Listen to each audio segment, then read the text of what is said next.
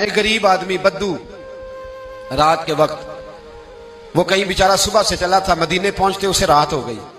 اس نے ڈرتے ہوئے نا خیمہ ہی باہر لگا لیا. جہاں رات ہوئی نا آدھی رات کو کوئی 1-2 بجے سمجھ لے پہنچا مدینے تو اس نے باہر نے خیمہ لگا لیا. بیوی اس کی امید سے تھی، بچے کی ولادت کا وقت قریب آ گیا، بیمار ہو گئی، اس نے خیمہ لگایا. بیوی اندر ہے. حضرت عمر فاروق گشت پہ تھے رات کو، ساتھ ایک غلام تھا. حضرت عمر فاروق رضی اللہ تعالیٰ عنہ کہنے لگے وہ آگ جل رہی ہے تھوڑی سی، پتہ کرو کون ہے. تو آپ کا غلام پتہ کرنے گیا تو بدو نے ڈانٹ دیا، کہنے لگے جاؤ تمہیں کیوں بتاؤں.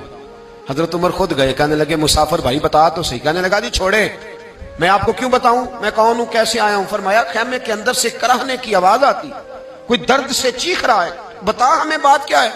کہنے لگا جی میں فلاں بستی فلاں علاقے کا ایک غریب ہوں، امیر المومنین عمر فاروق سے ملنے آیا ہوں، اور رات ہو گئی ہے تو یہاں خیمہ لگایا ہے، صبح میں ان سے مل کے چلا جاؤں گا. تو رات کو تکلیف دینا پسند نہیں کیا، تو میری بیوی امید سے تھی، اب بچے کی ولادت کا وقت قریب ہے، پاس کوئی نہیں. حضرت عمر کہنے لگے تو ٹھہر میں ابھی آیا. چہرے پہ نقاب ہے، اسے بتایا نہیں میں ہی امیر المومنین. عمر دوڑے گئے اپنی زوجہ سے، کہنے لگے اگر تجھے بہت بڑا اجر مل رہا ہو تو حاصل کرے گی. کہا کروں گی. تو کہنے لگے چل پھر میرے ساتھ، بہت بڑا اجر ہے. ایک دوست کے ہاں ولادت کا وقت ہے، ضرورت کی چیزیں ساتھ لے لو. اس عورت نے تھوڑے دانے لے لیے، گھی لے لیا.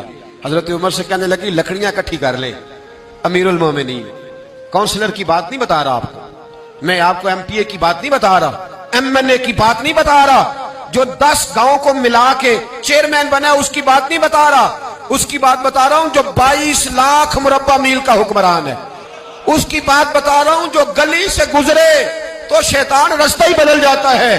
اس کی بات بتا رہا ہوں جس کے بارے میں میرے مصطفیٰ کریم صلی اللہ تعالیٰ علیہ وآلہ وسلم نے فرمایا میرا عمر تو وہ ہے کہ 950 سال حضرت جبریل بھی اس کی شان بیان کریں تو عظمت ختم نہیں ہوتی. اتنا بڑا شخص. حضرت عمر نے لکڑیاں اکٹھی کی، اینٹوں کا روڑے لے کے چولہا بنایا، پہنچ گئے. آپ کی زوجہ کہنے لگی یہ تھوڑے دانے ڈالنے، گھی ڈالنے اور ایک لکڑی لے کے اس کو ہلائیں، تیار کریں. خود زوجہ اندر چلی گئی. حضرت عمر بار پکانے لگے. وہ بدو کہتا ہے میں اس طرح کا ان کے ساتھ بہیو کرنے لگا جیسے کو کسی چوکیدار کے ساتھ نہیں کرتا. میں نے سمجھا یہ عمر نے چوکیدار رکھے آنے جانے والے مہمانوں کا. میں کبھی پانی کا پیالہ مانگتا، کبھی کوئی بات، عمر دوڑے جاتے، کبھی پانی لاتے. او مسلمانوں، او میرے رسول کے غلام عزیزو، حضرت عمر فاروق. وہ غلام کہتا ہے میں عمر سے کہتا، میں کہتا غلام پانی لا تو عمر دوڑ کے پانی لاتے. میں کہتا تجھے گھی پکانا بھی آتا ہے، پہلے بھی کبھی پکایا ہے؟ تو عمر فرماتے کوشش تو کر رہا ہوں. میں کہتا پہلے بھی کبھی تیری بیوی نے یہ کام کیا ہے؟ تو حضرت عمر کہنے لگے مجھے یاد نہیں، پوچھ کے بتاؤں گا. کہتے ہیں کیا رنگ تھا، کیا انداز تھا، کیا مصطفیٰ کی تربیت تھی، کیا انداز حضور نے سکھائے غلاموں کو. یہ کس طرح کا امیر ہے کہ یہ ہنڈیا پکا رہا ہے، پھونکے مار رہا ہے ایک غریب کے لیے، دیہاتی کے لیے جسے جانتے بھی نہیں. اندر اس شخص کی بیوی کے ہاں بیٹا پیدا ہوا تو حضرت عمر کی بیوی اندر سے بول کے کہنے لگی امیر المومنین مبارک ہو، آپ کے دوست کے ہاں بیٹا پیدا ہوا ہے. جب کہا نا امیر المومنین مبارک ہو تو وہ شخص کہتا ہے میرے ہاتھ کانپنے لگے اور میں اس طرح دوڑا کہ میری پگڑی گر گئی. میں دوڑا تو عمر نے بلایا، کہا کدھر جاتے ہو؟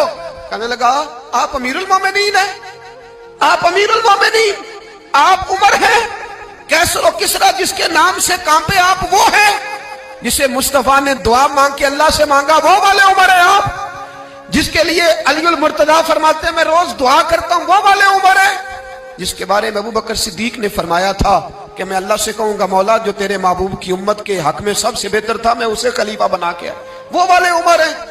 عمر امیر المومنین کی بیوی وہ تو خاتون اول ہوتی ہے، وہ تو ملکہ ہوتی ہے، اور تیری بیوی دائی بن کر ایک غریب کے بچے کے پاس بیٹھی رہی ولادت کے وقت.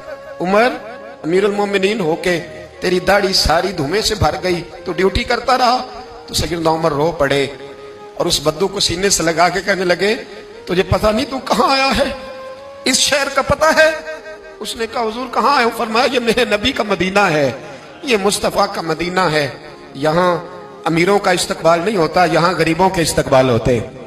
یہاں حضور نے اس اسٹیٹ پہ میرے رسول پاک نے وہ والا رنگ دیا ہے کہ اب غریب سر اٹھا کے جینے لگے ہیں، اب مزدوروں کو عزتیں ملنے لگی ہیں، اب یتیموں نے سر اٹھا لیا ہے کہ ہمارا کوئی سننے والا آ گیا ہے.